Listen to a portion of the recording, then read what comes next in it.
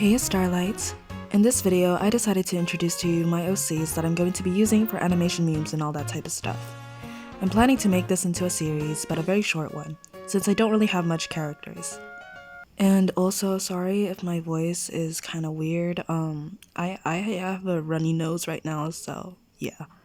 So the first ever OC I'm going to be introducing to you is my main OC, aka the mascot of this channel, aka the one I'm going to be using right now, Rhynie. Now, Rhynie is more of a persona or mascot, the one I mostly use to make these type of videos and such. So I see her as a public image of my personality, that represents me. But if you're going to be referring to the actual me, like IRL me, or if you're speaking to me personally, you can just call me Mare. It's not my actual name, but it is very similar. Rhynie is a student witch, particularly a lunar witch, which is the main reason why my channel's name is Moonlit Rhynie. She has a few friends, Sage and Cicely, which you will see in my future videos.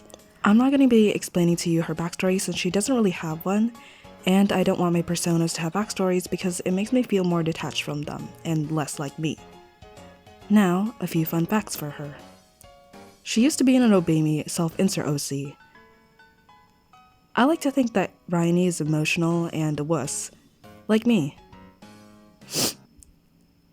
I hate myself. She's bisexual.